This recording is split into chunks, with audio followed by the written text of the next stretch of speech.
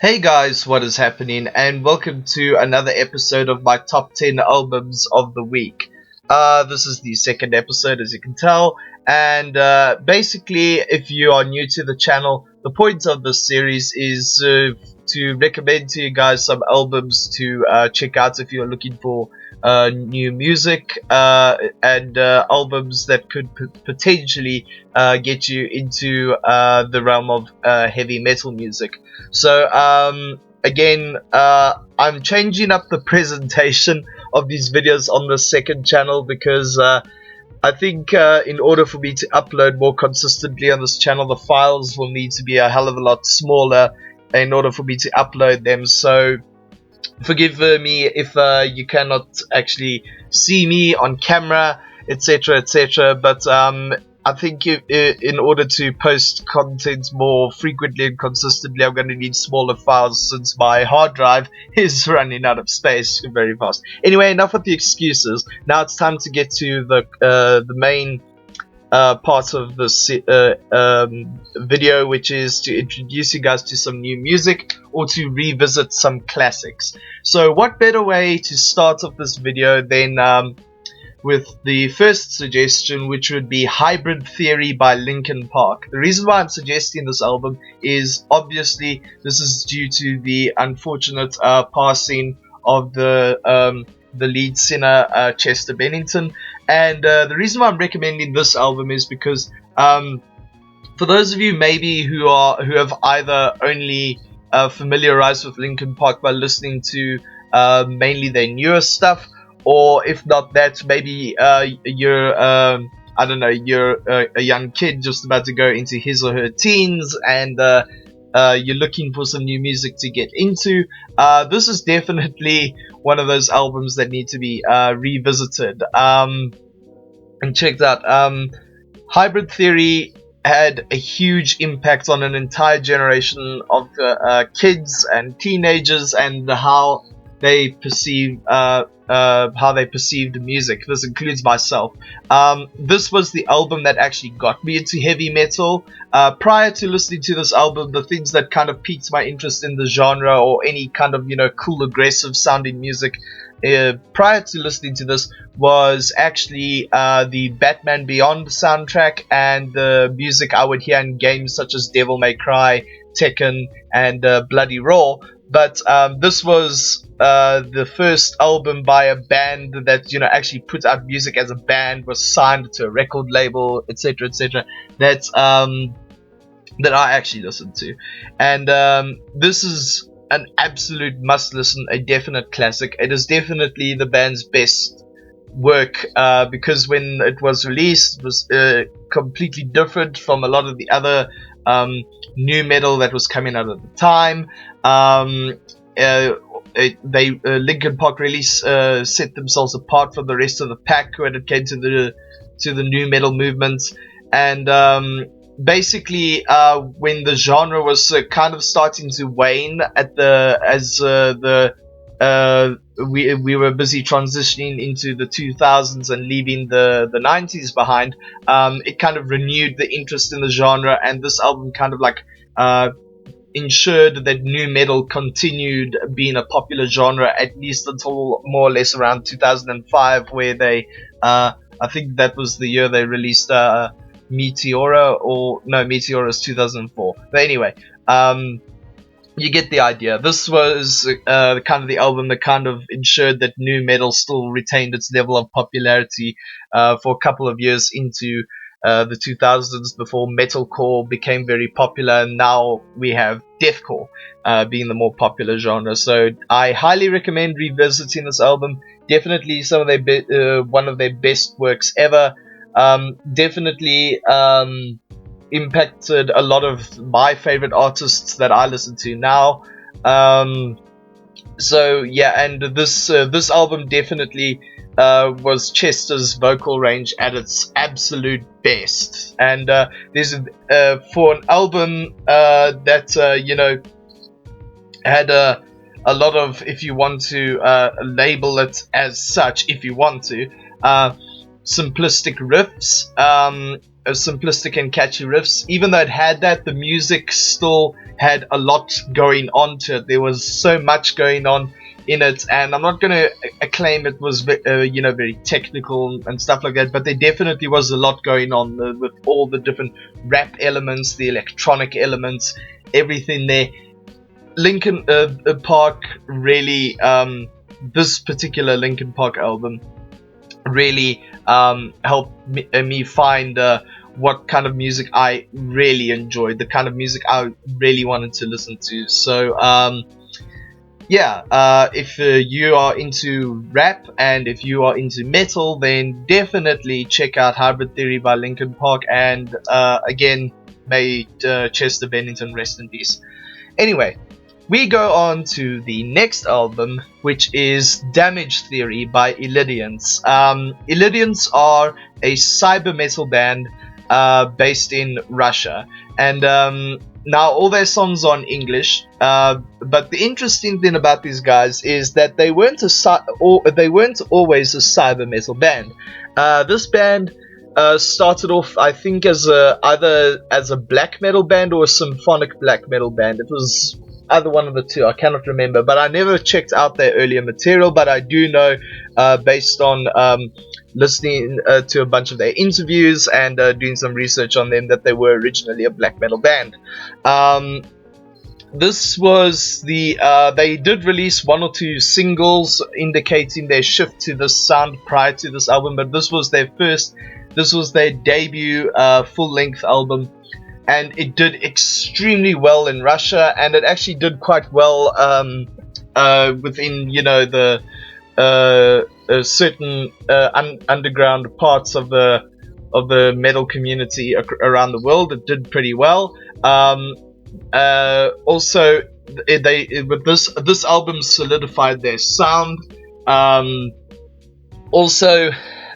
This is one of those albums that really perfected the cyber metal sound, because while bands like Fear Factory may have started it, even though they still lean a hell of a lot more towards the industrial side than the final product here, which is cyber metal. What I like about this album is how Illidiance were able to mix a lot of a lot of the kind of music that the Enigma TNG creates for his style of cyberpunk music. How they were able to mix a lot of those genres like industrial dance, EBM, and Agritech, along with Meshuggah styled Jane's Fear Factory styled heaviness and riffing, Soilworks styled cleans. It's just a really fantastic album. It's filled with atmosphere, and it's just a brilliant album. If you want a sample of some of their songs, I actually did an AMV using their song "I Want to Believe" on the main channel, which I'll leave it in the description box below for you to check out if you're interested. I used that song for an Ergo Proxy AMV. I find their music reminds me a lot of Ergo Proxy, funny enough. It's just a really intriguing listen, and their music is definitely it's evolved more into modern melodic metal than cyber metal, but they still have a lot of cyber metal elements still in their sound, so they haven't completely deviated away from it. They've just kind of changed it up a bit, but this is definitely their best work ever. So definitely give this album a listen to if you enjoy music from movies such as Ghost in the Shell and The Matrix and any other kind of cyberpunk movie, the Blade Runner films, because the second one's coming out this year. So definitely, if you enjoy that mixed in with your metal, definitely check this album out. I highly recommend it. Then next we have Descend into Depravity by Dying Fetus. Now, I know Dying Fetus have recently released their latest album, Ron One to Fuck With, which is a fantastic album. Don't get me wrong there. But since I've only recently been introduced to this band, and this is the album that this was the album that basically really got me into this band. I actually discovered this album like a month or so ago, and I haven't been able to stop listening to it since. It's absolutely fantastic. It's very technical. It's obviously the music is very heavy. I love the vocals on this. Dime Pieces have had well, they have got their main two vocalists. I think their third vocalist left. Look, I'm not very familiar with this band, so forgive me if I say something that seems inaccurate. But judging from what I've seen in music videos, they seem to have had a third one who just walked around on stage, you know, with a microphone, as opposed to just the drummer and the two guitarists doing the vocals. So yeah, anyway, it's an absolutely fantastic album. If you're into bands like Cannibal Corpse, you will definitely love these guys, although these guys are definitely a lot more technical than Cannibal Corpse.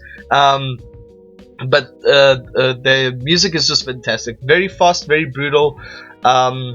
Excellent guitar work, fantastic drumming. Vocals are great. The lyrics, you won't be able to hear them. I'm going to be dead honest here. You won't be able to hear them. But if you want to find out what they're all about, definitely look them up. These guys write some incredible lyrics. So while if you're new to death metal and you might find yourself laughing at first at what these guys' vocals sound like,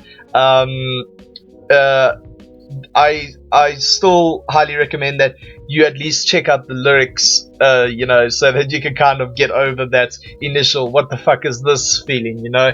So no, but this, in all honesty, this is an album worth checking out. I know they have better albums in their discography, but for me, this is the one that I really enjoy listening to the most. So definitely check out Descend into Depravity, and definitely look up and see which are their most popular albums in their discography. Definitely check those out as well, in the event that somebody in the comments below this video, you know, tells you, no, go check out this one instead of this one here, whatever. So just do a little bit of research, but if you want to be introduced to this band, definitely start with this album. Okay, so next up we have Magma by Gojira, another band I've recently only just gotten into. I actually cannot believe it's taken me this long to get into this band. I've been listening to this band now for about a month or so, and I must say I'm fucking impressed. These guys are absolutely fantastic. The only French metal band that I'd been listening to prior to these guys was Betraying the Martyrs, and while they are good, Gojira just blow them out of the fucking water. It's not hard to see why these guys are the biggest export when it comes to metal from France. Their sound and their music, it's very much an experience. It's something, and when I say it's an experience, it's not something that, you know, you just play for the sake of, you know, getting amped up, riled up, headband, whatever. Like, I mean, don't get me wrong, this is headbanging stuff, this is heavy stuff, but what I mean by Gojira's music is an experience, especially when it comes to an album like this one, is the music is very, very artistic. It's an artistic experience. I mean, these guys' lyrics basically revolve around nature and the impact of you know, global warming on the environment, whatever. They've been and I just released a vlog talking about this, because they sin about that kind of stuff. They sometimes get called eco metal. I have no fucking clue what eco metal is, but Magma have a lot of influences to their sound that it's kind of hard to pinpoint what they are exactly. A lot of people like to say they are technical death metal. Some people just call them straight up death metal. Others like to label them as a mixture of death metal and thrash metal. It's very hard to pinpoint these guys' sound, But eco metal is the one that makes me laugh the most, because I mean, again, like I explained in the vlog I uploaded about lyricism defining a genre's label, lyrics don't define the genre's label. But anyway, you could go watch that whole video about me explaining that. I'll also leave it linked at the end of this video. Basically, their music is a very artistic experience. There's something very different about their music. It's their music is something that, while you can headband to it, you can also play it to sit down and just, you know, kind of relax and analyze it a bit. Like, you don't have to, but it is one of those things. It's a pure experience. It's true. Their music is truly something to behold. I'm not going to claim like they're the best, be all end all of musicians. I'm not trying to be a prog snob here. They do have some progressive metal elements, but I mean, I'm not trying to claim that these guys are the best fucking band ever, but they are one of the best bands ever. The vocals here on this album are killer. I think the best song on this album, and definitely the most catchy of the songs, is Stranded, which is the one I'd say if you want to get into this band, definitely check that song out first, and then a couple other songs on their older albums. But if you really want to get into this band, if you're new to metal and you want to get into Gojira, definitely check this one out first, because although while the music is very artistic, it is a lot easier to get into than some of their older works. Because there are a few more catchier songs on here. Not every single song is on here is as technical or as prog influenced as their older material. So this one, it definitely has a lot more simplistic overtones to it, but not so much so that it becomes a generic, you know, kind of catchy mainstream rock kind of stuff. I mean, this is still far from any kind of rock whatever, but even though this album was definitely critically praised, a lot of diehard Gojira fans still kind of felt kind of split on the album in some cases. So yeah, but still, I highly recommend giving this album a listen. Check out the music video for Stranded, and yeah, it's you'll see what I mean just by watching the video, how it adds to the music and makes it that artistic experience that I was talking about. Anyway, the next album I want to recommend to you guys is one called Armageddon by the band Equilibrium. Equilibrium are a folk metal band from Germany. Literally all their songs are in German, with the exception of one or two tracks on this album. That is the first time they've actually done stuff in English.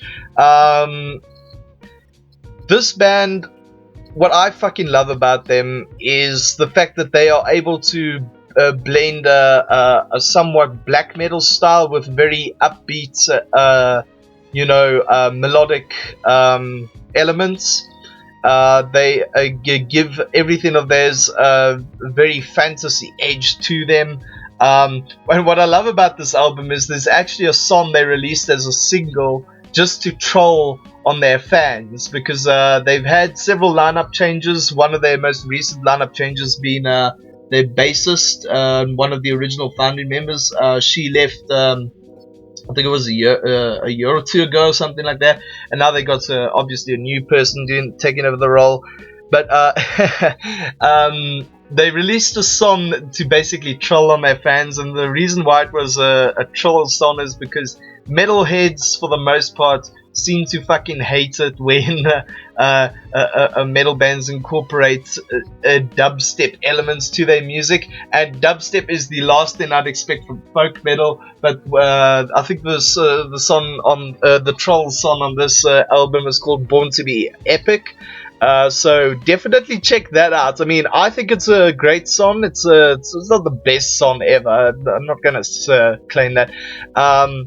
But I think it's a good song. It's a fairly good song. It's definitely not something to really hate on, but I mean, it was kind of hilarious reading the comments below the actual video when it was posted. It's kind of hilarious reading the comments and seeing how these people are outraged, thinking that this is how the entire album's gonna sound like, and boy, were they wrong. So yeah, no, definitely, this is a fantastic album. It's got a very uplifting sound. Um, this is the kind of album that is perfect for listening to when I don't know if you want to make an AMV about an anime like a Record of Lodoss War, or if you know want are busy playing a game like Skyrim or The Legend of Zelda, something like that. It's got a very uplifting fantasy feel to it, and yeah, it's just a great album. This is definitely an album that can kind of ease a person into extreme metal, because even though this is not this extreme metal per se, folk metal is not extreme metal per se, this band definitely does have a lot of heavy black metal influences, but instead of trying to sound sinister with their sound and try to scare people and shit like that, they try and make it more uplifting and about some very traditional German stuff, so yeah, it's a fun album. It's an extremely fun album, and I cannot recommend it enough to you guys. So definitely check this one out if you're looking to just dip your toes into extreme metal and hear and get a small taste of the kind of influence black metal has had on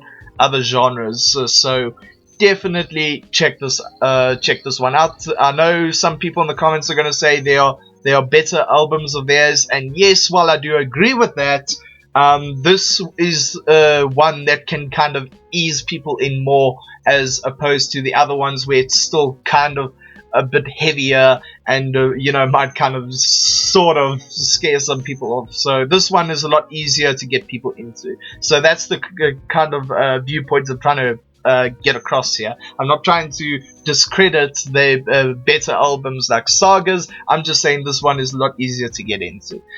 Anyhow, on to the next one.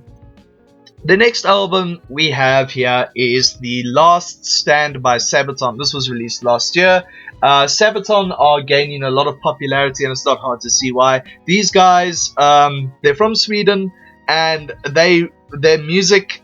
What is it with Sweden and having fantastic bands? I mean, seriously. Anyway, this band, their lyrics revolve around actual, real, historical battles involving war. So mainly stuff about World War One and World War Two, but they do cover stories from all around the world, different battles and stuff. And they don't cover only one side of the war. They tell these interesting stories from both sides. So they might sing some songs about some battles involving some Nazi troops and platoons. Then obviously they'll go back and tell it from the side of the Allies. They'll go tell they'll sing songs about how the samurai were had their last battle against the new imperial forces that were the new government that was taking over Japan at the time and stuff. They all flip between the sides. They're not limiting themselves to, oh, we're only going to sing about the Allied forces in World War II, and we're not going to sing about the Nazis, because this band are known for basically being able to tell history in a way that you can kind of learn from it and kind of get interested in it. It's a bizarre concept with this band. I mean, it's not like war has not been sung about by metal bands before. I mean, Iron Maiden have done it quite a lot. But yeah, no, this is a great band, I think, because it does kind of their music does kind of help keep the memory of, well, at least I think so. It's a nice way of keeping the memory of those who gave up their lives, whether it was, willingly or not, or whatever, to basically give us the world that we have today. So now I don't want to get all preachy about it. That's not the purpose of this. Anyway, let's you know what? Oh god, sometimes I divert off of topic. Anyway, but let's talk about the music. What makes their music fantastic other than the lyricism? Well, these guys are very upbeat. Their music is super energetic. It's very anthemic, and I love how their songs are able to set the tone of the battles, the stories of the battles that they are trying to tell. These guys are able to write songs that just appropriately fit the tone of whatever battle it is. So, and the stakes involved in the battles and stuff. So that's what I love about these guys and their songwriting. Fun fact, these guys have actually performed these songs and their older songs before with a full orchestra before in concerts. You can find clips of that all over YouTube, so definitely check that out if you like this album with its usual keyboards and stuff. But if you want to hear what it would sound like with a big orchestra, go check that out as well. Anyway, yeah, this is a fantastic album. I think it's their best album so far. I know some Sabaton fans might disagree, but I think this is their best one because there are definitely a lot of songs on here that are definitely a lot easier to get into if you're new to power metal or metal in general. There are a lot catchier songs to get into. They're a lot easier to get into. It's granted it's not as heavy as their previous stuff, but I mean that's another thing that makes it a lot more accessible and easier to have people be introduced to this band. It's got a lot of smash hit singles. Like, I mean, the opening track Sparta is fantastic. You got The Lost Battalion, another fantastic song. The Last Stand, the title track, I think is definitely the best track of the entire album. Shiroyama, and obviously their cover of shit, I can't remember the band. But they covered a song called Camouflage. That is fucking awesome. I love Sabaton's covers. Any cover they do is just fucking gold. So, yeah. No, the music's very upbeat and anthemic, and if you are a person who's into anime, you might really enjoy their music because their music kind of has that Attack on Titan vibe to it for the most part, or if not Attack on Titan, any of those war drama animes, you know, that are out there, that are either set in actual historical war settings or fictitious ones and stuff. Doesn't matter, you'll fucking love this band. So definitely check out The Lost Stand by Sabaton. It is a great album, absolutely fantastic. I cannot recommend it enough. Then next on the list we have Reclaimer by Shadow of Intent. This is a deathcore band, and what separates this deathcore band from others is they seem to take a very symphonic approach. Now, I know we've had Winds of Plague before, and while Winds of Plague had a lot of potential, unfortunately they seem to garner somewhat of a bad reputation with not only their slight change in sound on the last record they released before going on this long-ass hiatus of theirs, but they did a lot of songs on their albums that just would not fit, you know, with the whole sound of things. Like, they'd be going full symphonic deathcore at one point, and then the next thing you know, they got a song that's trying to kind of imitate Emir or Limp Bizkit or something like that with the rap metal element. So it kind of threw people off at times, you know, and they were kind of seen as a joke for a while. But anyway, while Winds of Plague may have started the symphonic deathcore thing, these guys, Shadow of Intent, seem to really bring out the best in the genre. The keyboards are fantastic. The music's got a very dark vibe to it. The vocalist, I cannot remember his name now, but he is fucking fantastic. I'll leave a link in the description box below to his channel. He recently uploaded and did a fantastic cover of one of Dimmu Borgir's songs, so you can tell there's a symphonic black metal element in their style of deathcore, in their music.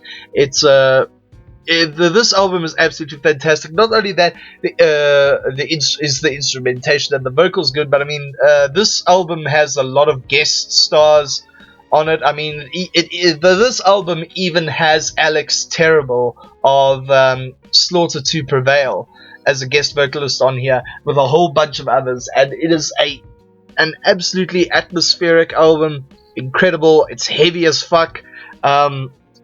It's just brilliant. It's just brilliant. This is a band that could potentially change, could be a game changer within the deathcore scene. So I highly recommend giving this album a listen, even if you're not into deathcore. Just listen to this album so that you can have a listen and hear what the genre is truly capable of if handled correctly. This is another one of those bands that I put up there with like a band like Carnifex or Oceano or Infant Annihilator, or the Faceless bands in the deathcore scene that are actually trying to expand upon the genre without changing their sound entirely, like Suicide Silence did, or Whitechapel are currently doing at the moment, or something like that. So definitely give this album a listen. It is absolutely incredible. I fucking love it. And now we have an album that is quite a unique one here, and I discovered this band totally by accident. This band is called Into Infernus, and the album is called Grimoire. How to describe these guys? They are definitely symphonic black metal. That they definitely are. But what separates them from your typical symphonic black metal band is the fact that they're not afraid to incorporate deathcore elements. Their songs are fairly long, for the most part. Not all, but most. And they definitely produce the sound production is definitely black metal, you know, very low quality kind of style and everything like that. They've got the eerie thing nailed down, the keyboard synths, everything like that. But what makes this their songwriting so fantastic is that at certain points in the song they'll either have a breakdown. If it's necessary, they don't do it all the time, but if it's necessary, they'll incorporate a breakdown somewhere. Along with the typical black metal shrieks, they will add in deathcore growls and gutturals in certain parts of the songs, which really adds to it, which I fucking loved.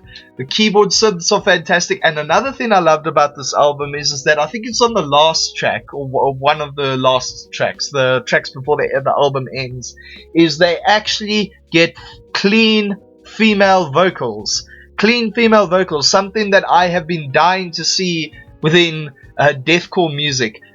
Female vocals. I mean, I know we have some harsh female vocalists coming up in the deathcore and slam metal scene, like Som Blomers. I think that's how you say her name, Som Blomers. I don't fucking know. I'm butchering her last name probably. But I know we have people like her coming up and rised up in popularity in this very much male-dominated genre. But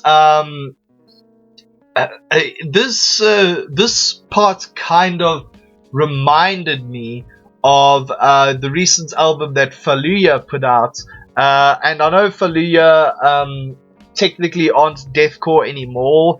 They are technical death metal now, but they still have, in terms of the way they produce their sound, they have that deathcore sound. And I remember on their recent album, they had, for a couple of tracks, they had a female vocalist come in and do some cleans. And that is something I will applaud them for. So these guys did a similar thing, and it just works. Deathcore actually deathcore bands actually collaborating with vocalists who use totally different vocal techniques and have different vocal styles that are usually more suited to different genres, actually collaborating together is something that I like to see. Because, I mean, whenever it does happen in other metal genres, it works so well and usually winds up being some of the band's, best songs. So this band, they're very underrated. So if you've never heard of this band before, Into Infernus, definitely check them out, especially this album Grimoire. It's very gothic, it's very eerie. It may not be heavy production wise, but it's definitely heavy in atmosphere, and it's just a really unique take on the symphonic black metal genre. So if you're a fan of Dimmu Borgir, definitely check these guys out. And if you're a fan of the previous band I mentioned, Shadow of Intent or Winds of Plague, you'll dig this as well. Obviously, it's done a lot better than Winds of Plague, obviously, but like I said, this leans more towards black metal than deathcore. The deathcore elements only get incorporated in certain parts when necessary. So if you're a black metal fan and you're like, I don't want deathcore in my stuff, trust me when I say just give this a listen. You won't be disappointed. It is absolutely fantastic. I fucking love this album, and it was a nice happy surprise. Then excuse me. Then our second last album is how do you say it? Abradahabra by Dimmu Borgir. This was the last album these guys released before going on their hiatus. They supposedly going to be releasing an album this year, though that remains to be seen. This album, what I like about it is how it basically how the way it differs from a lot of their usual material is the fact that basically think of it as this. Think of this album as take symphonic metal as you know it, replace the typical female fronted vocals or the normal death metal growls that some bands like Epica put in. They take that all out and just basically add the odd eerie effect here and there with the odd maybe kind of thing that doesn't usually get incorporated, like the Mongolian tunnel throat singing stuff from time to time. And obviously just add Shagrath's voice and some black metal riffs, and there you have basically blackened symphonic metal as opposed to symphonic black metal. That's what I love about this one. There are a ton of good songs on here. My favorite song on this album is called Gateways. I'm thinking of making a Neon Genesis Evangelion AMV using that song. Spoiler alert. So it's a fantastic album. If you love classical music, in the sense of big orchestral music, definitely give this a listen. There are a few guest musicians on this album here and there, vocal wise as well, and stuff, but it's a really good album. It's a solid album. It's really well produced. It's definitely better produced than their older stuff, and it's another one of those artistic experiences, if you want to put it that way. So definitely check it out. If you're not afraid to venture into those waters, it is a fantastic album. I really enjoyed it, and it definitely got me. The entire time while I was listening to the Dawn thing, I thought of two things. I thought of Vampire Hunter D and Neon Genesis Evangelion, mainly Evangelion, but yeah, it kind of had that vibe for me. So definitely check this album out if you're into big orchestral stuff and classical music. And finally, the final album recommendation for today it's an old classic, and it is Sonata Arctica's debut album, Ecliptica. Now, I fucking love this album. This album is just a power metal masterpiece. It's obviously very nostalgic for me. I mean, I was made aware of this band way back when I discovered Dragon Force in I think it was 8th grade or something, and I had a friend introduce me to this band, and when I was first introduced to them, I wasn't too much into them, but as the years went on, I just found myself loving their music more and more and more, and listening to them more and more often. And this album in particular, their debut one, really grew on me. And another thing that I kind of stopped listening to the album for like 3 years or so. And then what made me decide to revisit this album, I think it was halfway through last year or something like that, what made me decide to pick up this band again was after watching Vampire Hunter D AMV. The AMV actually has like fucking 9 million views over the course of its time, over the course of like however many years it's been on YouTube now. I think the video's been up for like 8, 9 years, 10 years, something like that. It's from the early days of YouTube, but the person who edited it did a fantastic job. It's set to the Vampire Hunter D Bloodlust movie, not the god awful first movie. The AMV used the song Full Moon, and that is definitely one of my favorite songs off of this album. I think it's the best song on the whole album. And yeah, it's this album. It's just a very intriguing power metal album, because while it is power metal and it's definitely uplifting in a lot of ways, it does have a somewhat gothic vibe to it. And I'm not just saying that because, you know, this AMV I watched. Like, it does. If you listen to the keyboard, the synths and everything like that that are used in this stuff, and if you read a lot of the lyricism on the songs, they are very gothic inspired. If you watch a lot of their music videos, Sonata Arctica's music video is also still very gothic and inspired, with with like snow and forests and wolves and all that lovely stuff.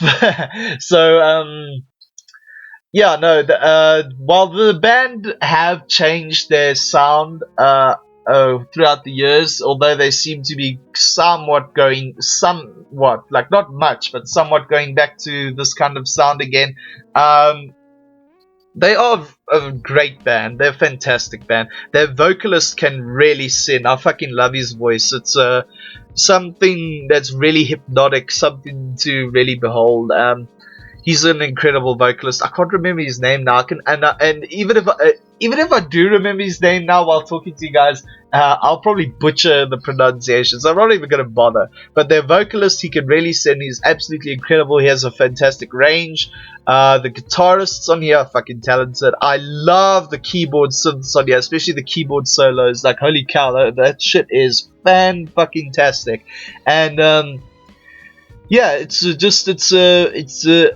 got a lot of atmosphere, this album. I love it. And if you're into not just power metal, but if you into some progressive metal, if you're into symphonic metal, gothic metal, and even old school heavy metal, definitely check this album out if you've never heard of Sonata Arctica before. Though at this point almost everybody has, but in the event that you have not, or if you are a fan of this band but you haven't listened to this album in many years, like what happened with me, then definitely go back and revisit it, because it's definitely a solid, strong debut album for a band, and it's definitely a lot better.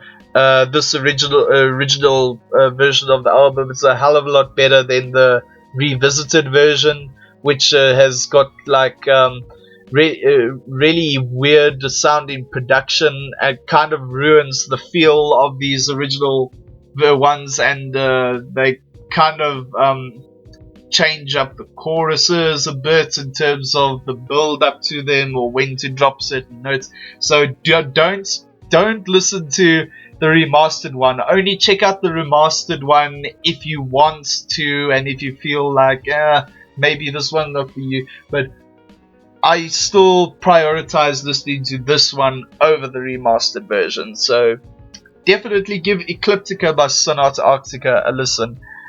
And that's pretty much it, guys. That's pretty much it. So those are my top 10 albums for the week. I do hope you all enjoy them. And if you guys do check these out, please let me know in the comments below what you thought of these albums. Did you become a fan of them, or did you not particularly enjoy them? If you didn't enjoy them, let me know why. If there's anything in particular that you didn't enjoy about them.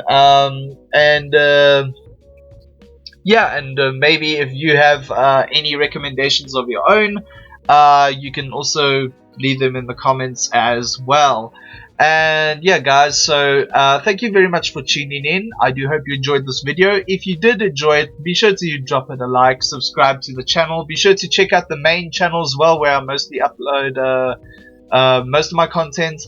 Also, be sure to check out my Patreon for a lot of awesome reward tiers and to keep the channel going. Also, guys, you can follow me on my various social media platforms, which are Facebook, Twitter, and you can send me a friend request over on my anime list as well. So again, thank you very much, guys, for tuning in, and until next week, take care and have a kick-ass day.